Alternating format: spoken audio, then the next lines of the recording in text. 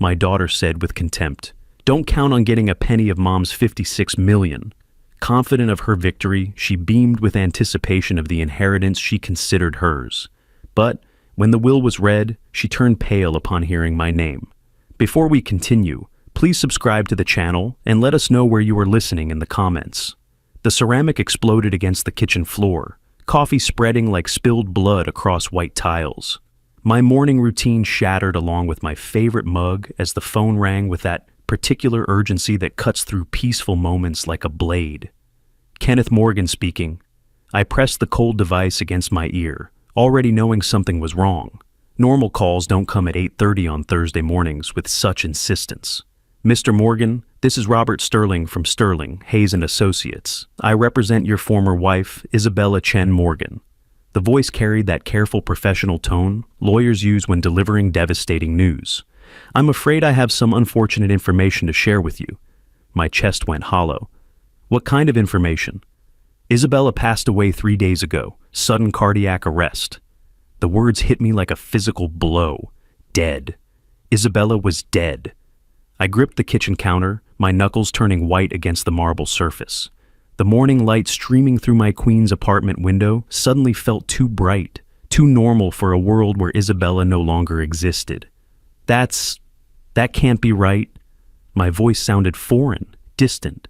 She's only 50. She was always so healthy, so... I understand this is shocking, Mr. Morgan.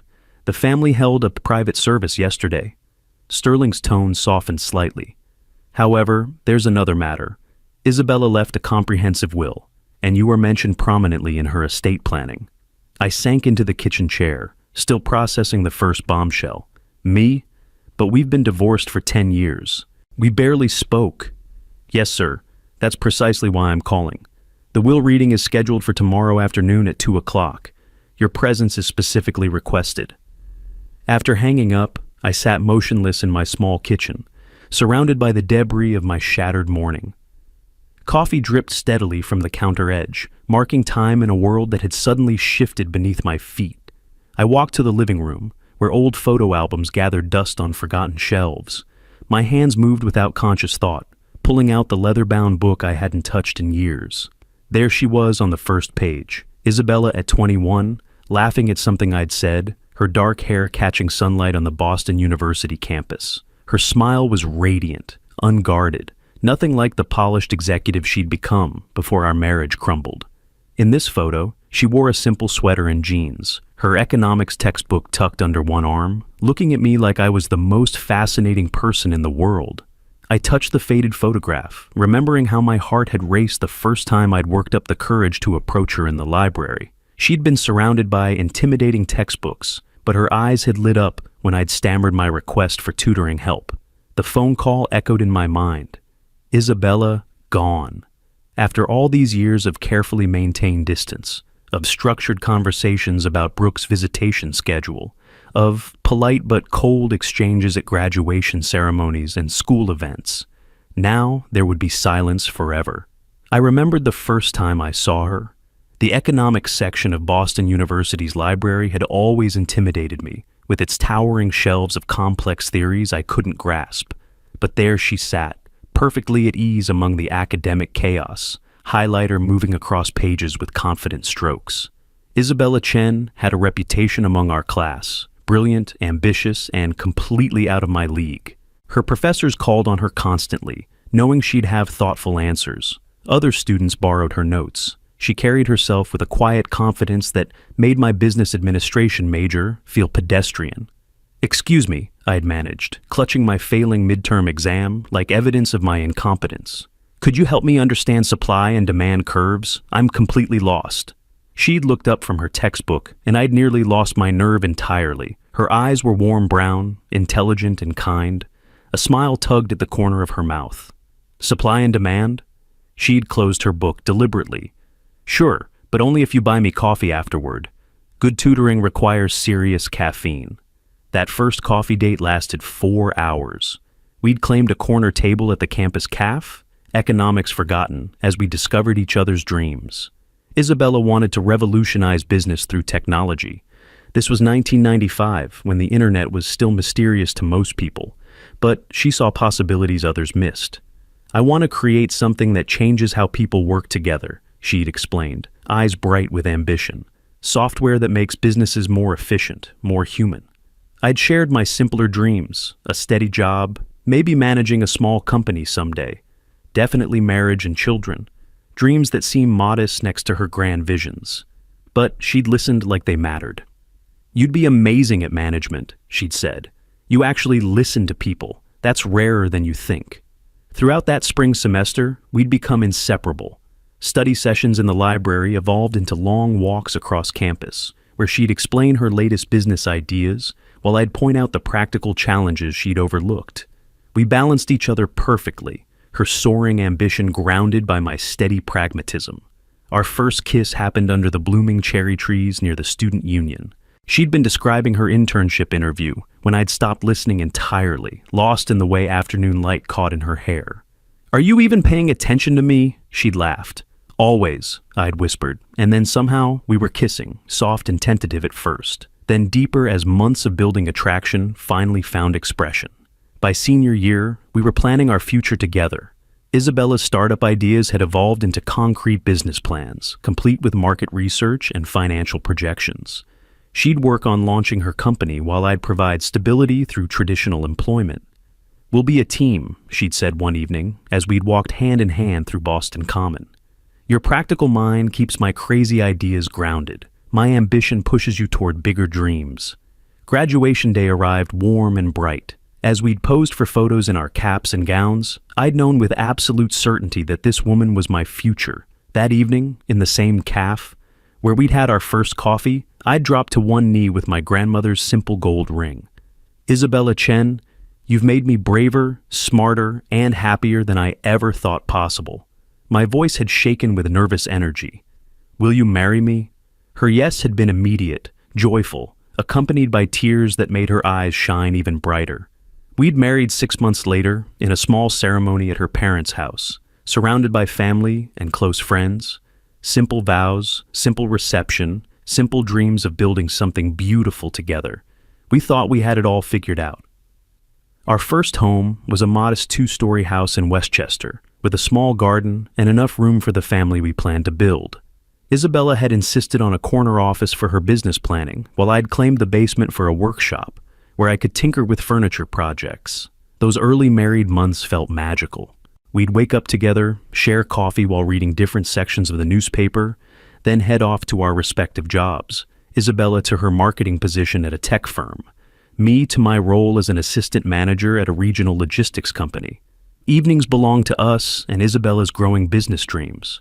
She'd spread papers across our kitchen table, sketching organizational charts and software flowcharts while I'd cook dinner and offer feedback on her ideas. "What if your efficiency software could integrate with payroll systems?" I'd suggested one autumn evening, stirring pasta sauce while she worked. "Small businesses would love streamlined operations."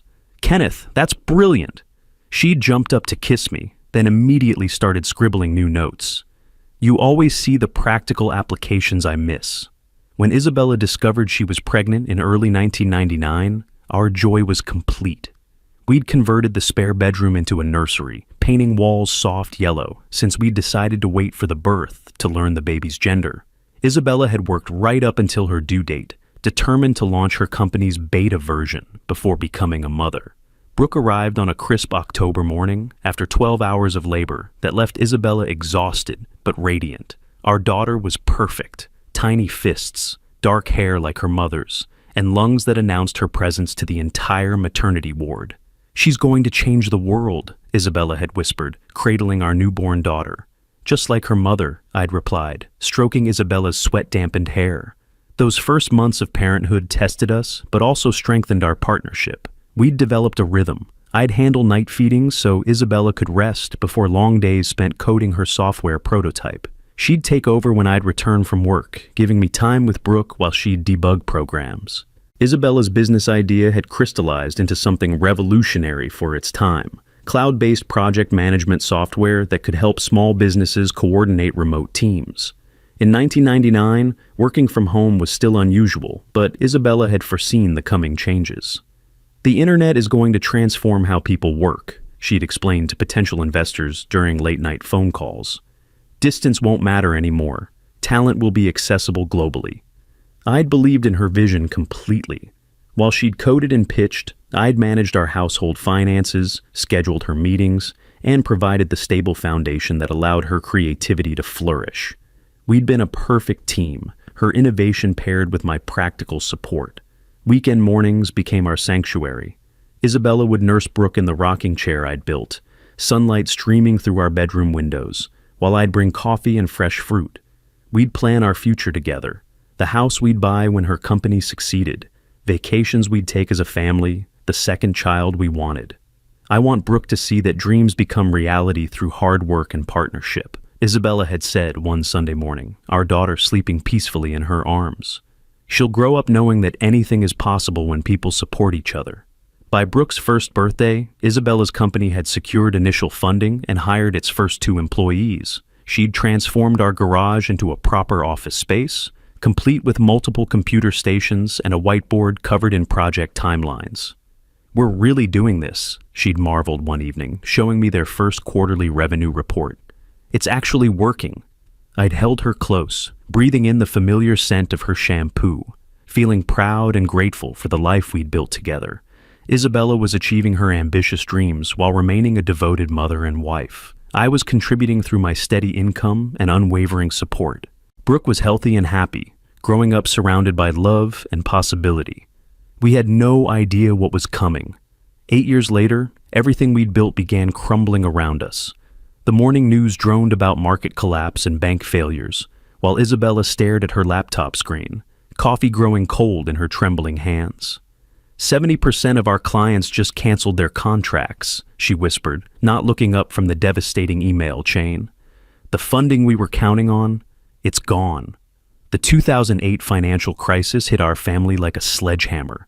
Isabella's company, which had grown into a thriving operation with 12 employees, suddenly faced bankruptcy. Overnight, our comfortable middle-class life became a desperate scramble for survival. I took a second job in construction, leaving before dawn and returning after midnight, my body aching from 12-hour days of manual labor. The executive position I'd held for 6 years disappeared in budget cuts, forcing me to accept whatever work I could find: restaurant kitchen prep, weekend warehouse shifts, anything that paid cash. Isabella stopped coming home for dinner. Her office became her refuge, a place where she could pretend that working 20-hour days might somehow save the company she'd poured her soul into building. When I'd bring her sandwiches, I'd find her surrounded by empty energy drink cans and crumpled papers, her eyes red-rimmed from staring at computer screens. "You need to eat something," I'd plead, setting food beside her keyboard. "I can't stop now," she'd snap without looking at me. "Every minute I'm not working, we're losing money we can't afford to lose." Our 9-year-old daughter Brooke began staying with neighbors after school because neither of us was home anymore. The babysitter we'd hired became more parent than we were, helping with homework, making dinner, tucking Brooke into bed while we fought financial fires. One rare evening when we all sat together at the kitchen table, the tension exploded over something trivial, Brooke asking why we never went to movies anymore. "Because movies cost money we don't have." Isabella slammed her fork down so hard the plates jumped. "Everything costs money. Do you understand that Daddy and I are working ourselves to death just to keep this house?" Brooke's eyes filled with tears. She was too young to understand economic collapse, but old enough to feel her parents' desperation. I reached for Isabella's hand across the table, but she pulled away. "Don't," she said coldly. "I have 3 investor calls tonight." That night, after Isabella locked herself in her office and Brooke cried herself to sleep, I sat alone in our darkened living room, surrounded by the life we'd built together, the expensive furniture we'd bought during better times, the family photos that showed happier faces, the dreams we'd shared about growing old together. By 2010, we'd sold Isabella's engagement ring, my motorcycle, and most of our furniture. The house felt empty, echoing with the ghosts of better times. Isabella's company survived, barely. But our marriage had become collateral damage in the war for financial survival. I should have seen the signs that something else was breaking beyond our bank account. 2 years of fighting for survival had transformed us into strangers living in the same house. Isabella worked from her office until 3 in the morning, then slept until noon, while I juggled my day job with evening restaurant shifts. We passed each other in hallways like polite roommates, our conversations limited to logistics about Brooke's schedule and monthly bills. The discovery happened by accident on a quiet Sunday afternoon in March 2012. Brooke was at a friend's house, Isabella was showering, and I needed to check our insurance information on her laptop. The screen displayed her open email, and there it was, a message from David Chen, her business partner, that made my blood freeze. "Last night was perfect, Bella. I can't stop thinking about your laugh, the way you looked at me. I love you." My hands shook as I scrolled through months of correspondence. Intimate messages about stolen lunches, late-night conversations in her office, feelings they'd both tried to resist. The emotional affair had clearly become physical, probably starting during the worst of our financial crisis, when I'd been working 80-hour weeks and Isabella had needed someone who understood her professional struggles. "What are you doing on my computer?" Isabella's voice came from behind me, sharp with panic. I turned slowly, the laptop screen still glowing with evidence of her betrayal. "Who exactly is David, and why is he writing love letters to my wife?" Her face went pale, then flushed red. "Kenneth, I can explain." "Explain what? That while I've been killing myself working 3 jobs to save our family, you've been falling in love with someone else?" My voice rose despite my efforts to stay calm. "How long, Isabella? How long has this been going on?" "It's not what you think." She grabbed for the laptop, but I held it out of reach. "David understands what I'm going through with the company. He gets my dreams, my stress. I supported your dreams for 15 years. The words exploded out of me.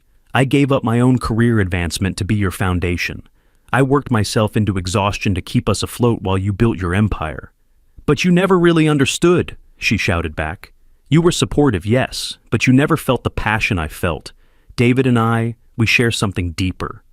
We shared something deeper. We had 15 years together, a child, a life." I slammed the laptop shut. "Apparently that meant nothing compared to your business partner's understanding of quarterly reports." 13-year-old Brooke appeared in the doorway, her face confused and frightened. "Why are you yelling? What's happening?" Isabella immediately switched to protective mother mode. "Daddy's upset about work stress, honey. Everything's fine." But everything wasn't fine. Over the following weeks, Isabella moved into the guest bedroom while we tried counseling, but her heart was already gone. She'd found something with David that she claimed I could never provide: complete understanding of her professional ambitions, shared excitement about business challenges, intellectual partnership that went beyond domestic support. The divorce proceedings dragged through 2013 and 2014. Isabella got primary custody of Brooke, keeping our Westchester house and her recovered company. I moved to a small apartment in Queens, visiting my daughter every other weekend under court-supervised arrangements that felt like prison visits. Brooke blamed me entirely for the family's destruction. In her teenage logic, I was the one who left, therefore, I was the abandoner. Isabella never contradicted this narrative, perhaps finding it easier than explaining adult complexities about emotional infidelity and irreconcilable differences. The last day I spent in the house we'd shared, I packed my clothes and a few personal items while Isabella worked in her office, and Brooke stayed at a friend's house to avoid the awkwardness. Rain drummed against the windows as I loaded cardboard boxes into my car, each one containing pieces of a life I'd never get back. Looking back at the house in my rearview mirror, I knew I was losing more than a marriage. I was losing my identity as a husband and father, my place in a family structure that had defined me for nearly 2 decades. I never saw them again until today. The rain at Greenwood Cemetery fell steadily, turning the elegant memorial service into something from a film noir. I stood at the chapel's edge, water dripping from my cheap umbrella, watching mourners in expensive black coats gather around Isabella's casket. 10 years had passed since I'd last seen my daughter, and now Brooke stood near the front of the chapel like a stranger. She'd grown into Isabella's vision of success: designer dress, confident posture, the kind of polished appearance that commanded respect in corporate boardrooms. But something cold emanated from her, a hardness that hadn't existed in the child I'd raised. I approached hesitantly, unsure of my welcome. Several mourners recognized me, their whispered conversations and pointed stares making clear I was an unwelcome ghost from Isabella's past. These were her business associates, wealthy friends from her current life, people who probably knew nothing about the struggling family man who'd once shared her bed. At the casket, I found a moment of private goodbye. Isabella looked peaceful, younger somehow. The stress lines I remembered from our final years together smoothed away. I touched the cold metal rim and whispered an apology for all the ways we'd failed each other. Look who decided to show up. The voice behind me dripped with theatrical disdain. Dad, the caring father, gracing us with his presence at last. I turned to face my daughter, my heart breaking at the venom in her eyes. Brooke, save it. She stepped closer, her voice pitched perfectly for the watching crowd. 10 years of silence, and now you crawl out for the funeral? How thoughtful. Before I could respond, she moved slightly backward as I stepped forward, creating the perfect setup for her next move. Her foot shot out with practiced precision, catching my ankle and sending me sprawling across the chapel floor in front of 100 shocked mourners. Gasps rippled through the crowd as I hit the marble, my umbrella clattering across the aisle. Cell phones appeared, capturing my humiliation for social media posterity. I pulled myself up slowly, maintaining what dignity I could, while Brooke watched with satisfaction. "Oops," she said with mock concern, loud enough for everyone to hear. "How clumsy of you, Dad. Just like when you stumbled out of our lives." The chapel fell silent except for rain against windows and my daughter's steady breathing. I brushed off my jacket and straightened my tie, refusing to let her public performance break me completely. "I deserve that," I said quietly, meeting her eyes. "But your mother deserved better than this circus." For just a moment, something flickered in Brooke's expression, surprise, maybe even regret. But it vanished quickly, replaced by the armor of resentment she'd been polishing for a decade. "Mr. Morgan?" A voice interrupted our standoff. Robert Sterling, the attorney who'd called me yesterday, approached with obvious discomfort. "We need to discuss your late wife's will. There are significant matters to address." The mourners began murmuring with new interest. Brooke's confident expression wavered for the first time, confusion replacing her satisfied smirk. "What will?" she demanded, looking between Sterling and me. "What's he talking about?" Sterling cleared his throat uncomfortably. "Perhaps we should discuss this privately. Both of you need to attend the reading tomorrow afternoon." My daughter's perfect composure finally cracked, revealing the uncertainty beneath her polished exterior. I pushed myself up from the marble floor, ignoring the sharp pain in my scraped palms and the grass stains spreading across my only decent suit. Around us, the chapel had fallen into that particular kind of silence that follows public disasters, heavy, uncomfortable, thick with secondhand embarrassment. Brooke stood over me, satisfaction radiating from her perfectly composed features. She'd planned this moment, choreographed my humiliation down to the last detail. The expensive mourners shifted in their seats, some recording discreetly with their phones, others whispering behind manicured hands. "Feel better now?" I asked quietly, brushing cemetery dirt from my jacket. My daughter's eyes blazed with 10 years of accumulated anger. "You destroyed our lives!" Her voice echoed off the chapel walls, disturbing the sacred atmosphere.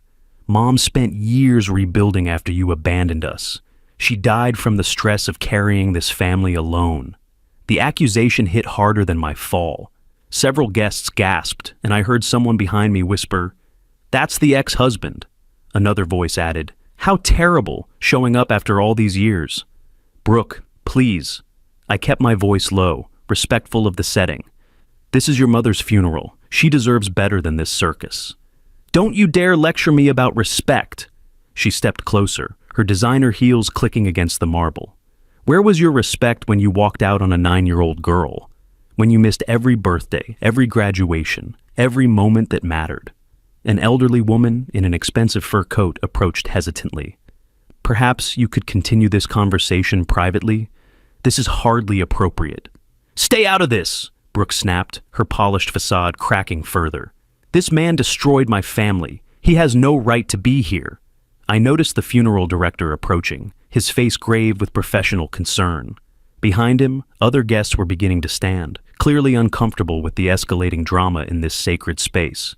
"You want to know why I'm here?" I met my daughter's furious gaze steadily. "Because despite everything that went wrong between your mother and me, I loved her once. I respected what she built, what she achieved. I came to pay my respects, not to cause pain." "Lies!" Brooke's voice cracked slightly. "You never cared about anything except yourself. You left us with nothing. That's enough. The funeral director's authoritative voice cut through our confrontation. I understand emotions are running high, but we cannot allow this disruption to continue. Other families are trying to mourn their loved ones. The chapel had emptied except for a few lingering guests watching our family tragedy unfold. I could see phones still recording, capturing my humiliation for whatever social media judgment awaited. I'm sorry, I said to the funeral director, then looked at the remaining guests. I apologize for disturbing this service.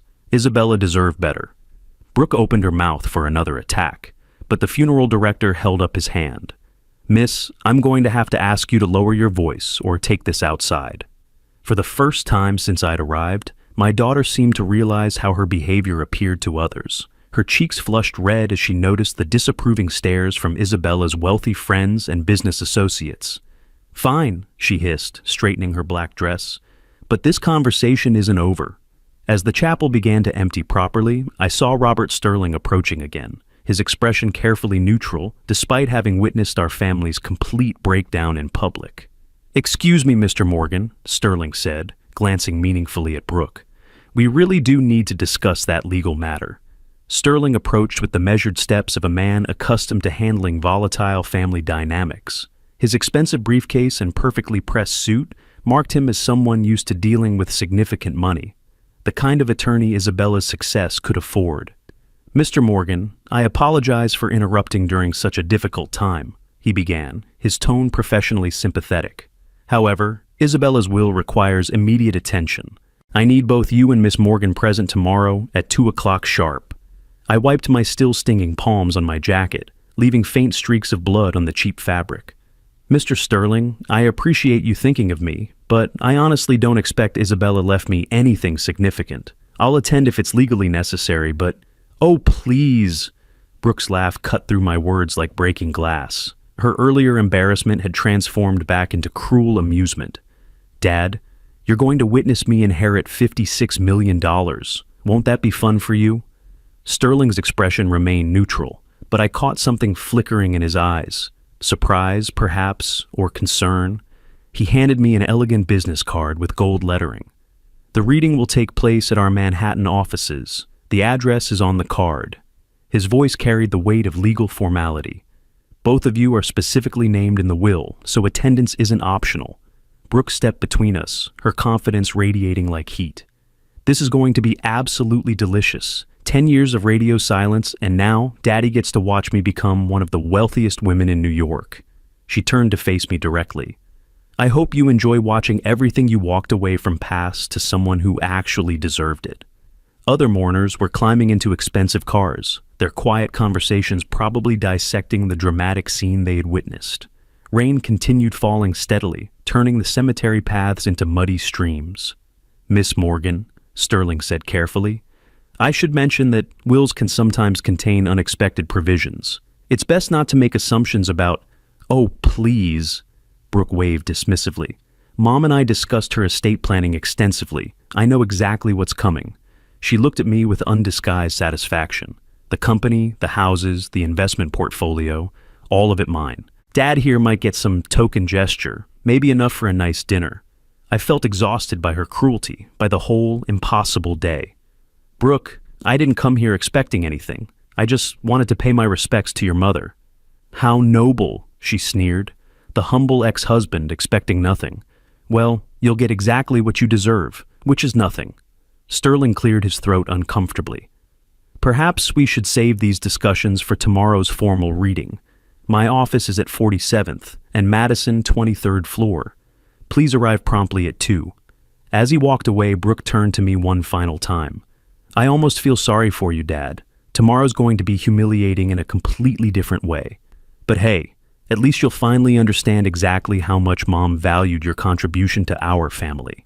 She clicked away toward a waiting black sedan, leaving me standing alone in the cemetery rain, holding a business card that felt heavier than it should. The next afternoon would bring answers I wasn't sure I wanted to hear. Sterling's Manhattan law office occupied an entire floor of a gleaming midtown tower. Its mahogany-paneled conference room, designed to intimidate and impress. Floor-to-ceiling windows offered commanding views of the city Isabella had conquered, while expensive artwork lined walls that probably cost more than my annual salary. I arrived precisely at 2, wearing my best shirt and the tie I'd bought for Brooke's high school graduation, the last family event I'd attended. Brooke swept in 5 minutes later, commanding attention in a designer black suit that probably cost more than my monthly rent. "Punctual as always, Dad," she said without warmth, settling into the leather chair across from me. "Ready for your consolation prize?" Sterling entered carrying a thick legal folder, his expression unreadable. "Thank you both for coming. Isabella's will is comprehensive, so please hold questions until I've finished reading." He opened the document with ceremony befitting its importance. The last will and testament of Isabella Chen Morgan, dated March 15, 2025. The legal preamble seemed endless. Declarations of sound mind, revocation of previous wills, appointment of executors. Brooke drummed manicured fingers impatiently against the mahogany table, clearly eager to hear her inheritance announced. "To my beloved daughter, Brooke Morgan," Sterling read, his voice steady and professional. "I leave my apartment on Fifth Avenue, all personal effects contained therein, and the sum of $500,000. The drumming stopped. Brooke's confident expression flickered. "Wait, that's it? What about the company, the investment portfolio, the rest of the estate?" Sterling continued reading, without acknowledging her interruption. "To Kenneth Morgan, my former husband, I leave the remainder of my estate, including all business interests, real property excluding the Fifth Avenue apartment, investment accounts, and liquid assets totaling approximately $55.5 million. The words hit me like a physical blow. I gripped the table edge, certain I'd misheard. $55 million. The company Isabella had built from nothing. Everything. "That's impossible!" Brooke shot to her feet, her face draining of color. "There has to be a mistake. Mom would never, she couldn't." "There's more," Sterling said calmly. He cleared his throat and continued, "I also leave Kenneth full operational control of Chin Morgan Technologies, trusting his practical wisdom to guide the company's future growth." My hands trembled as the magnitude hit me. Not just money, responsibility for Isabella's life's work, for the employees who depended on the company, for everything she'd sacrificed our marriage to build. "Kenneth," Isabella's voice seemed to speak through Sterling's careful reading, "you were always my foundation, the stable ground beneath my ambitious dreams. I failed you as a wife, but I never forgot your loyalty, your support during our hardest years. I'm asking you to do what I couldn't. Teach our daughter the value of earning what she receives." Brooke stood frozen, her mouth open in disbelief. "This is insane. I'm her daughter. I worked with her. I understood the business." "The will includes a personal message for Brooke," Sterling continued. "My darling daughter, you have intelligence and potential, but you've never learned to build something from struggle. $500,000 is enough to start any life you choose, if you choose wisely. Your father can teach you what I failed to, that the most valuable things must be earned, not inherited." Silence filled the elegant conference room like thick fog. I stared at the legal documents, trying to process that my quiet life of financial struggle had just been completely obliterated. Brooke's silence stretched until it became dangerous. "This is insane!" Brooke's voice shattered the conference room's professional atmosphere like breaking crystal. She slammed both palms against the mahogany table, sending Sterling's carefully arranged documents flying. "This will is fraudulent. He bribed you. He corrupted my mother." I sat frozen, still processing the impossible reality. $55 million. Isabella's company. Everything she'd built during the years we'd been apart, now somehow mine. The numbers felt abstract, meaningless, like someone else's lottery ticket accidentally handed to me. "Miss Morgan, I understand this is shocking," Sterling replied with practiced calm, gathering scattered papers. "However, this will was prepared with multiple witnesses, notarized documentation, and video testimony from your mother. The security protocols make fraud impossible." "I don't care about your protocols." Brooke whirled on me, her face flushed with rage. "Dad, what did you promise her? What lies did you tell? Did you threaten her when she was dying?" The accusation hit like a physical blow.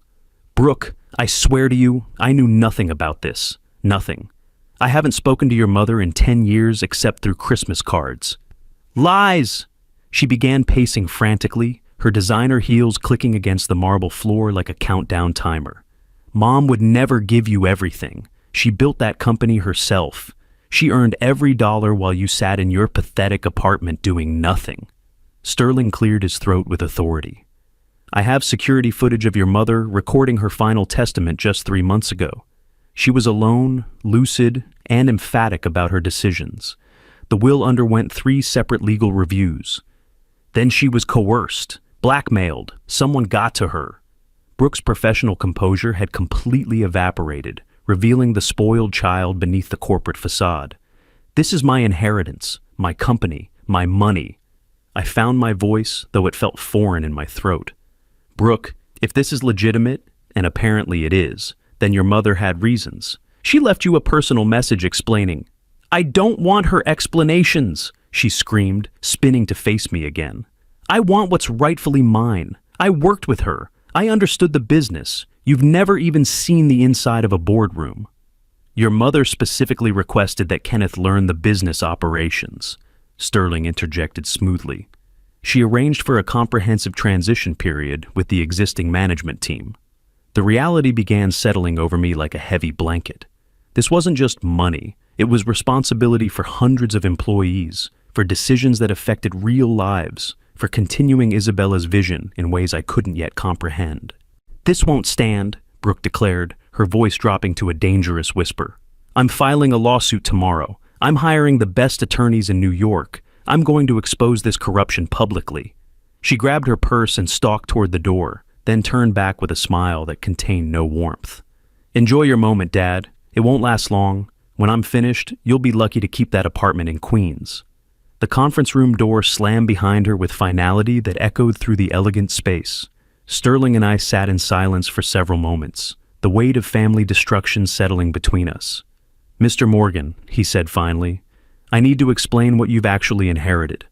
2 weeks later, I stood in the gleaming headquarters of Chen Morgan Technologies, trying to comprehend the empire Isabella had built. Floor-to-ceiling windows offered commanding views of Manhattan, while state-of-the-art workstations buzzed with the quiet efficiency of innovation in motion.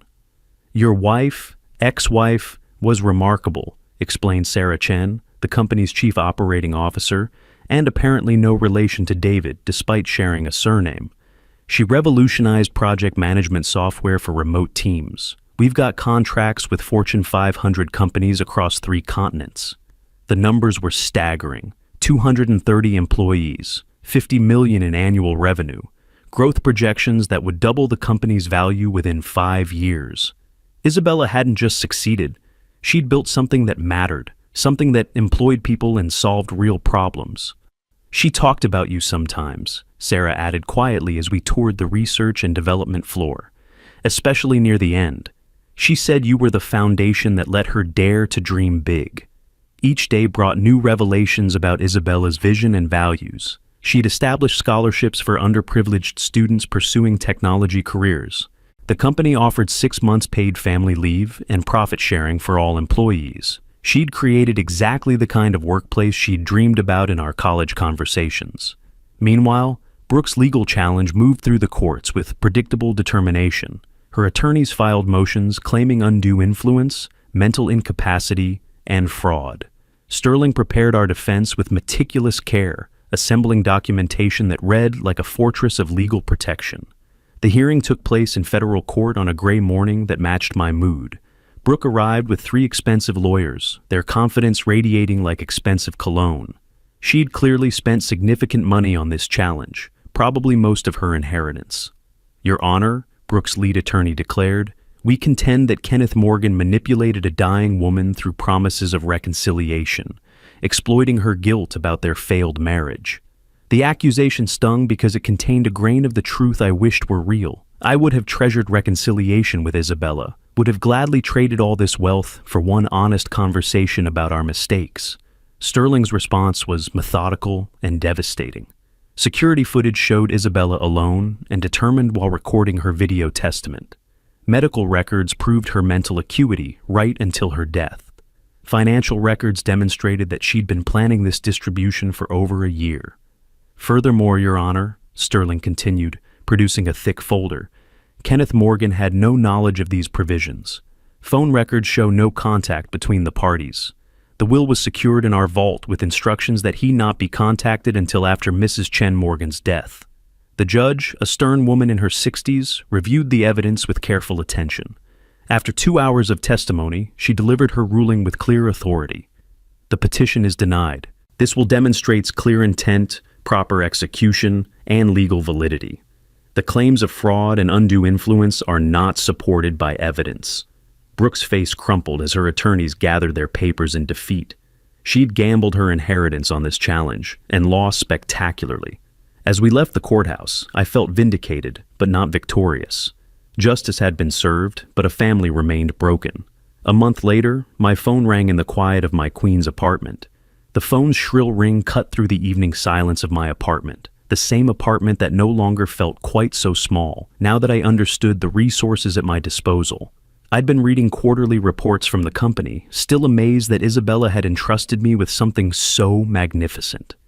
"Dad?" The voice was different, smaller, vulnerable, stripped of the venom I'd heard in the courthouse. "It's Brooke. Could we talk?" A month of silence had passed since her legal defeat. I'd heard through Sterling that she'd spent most of her inheritance on attorney fees, leaving her with barely enough for a security deposit on a modest apartment. "Of course we can talk," I said carefully, settling into my worn recliner. "What's on your mind?" I was wrong. The words came out in a rush, as if she'd rehearsed them. About everything. About you. About the will. About Mom's decisions. I've had time to think, and I realize I was just hurt and scared.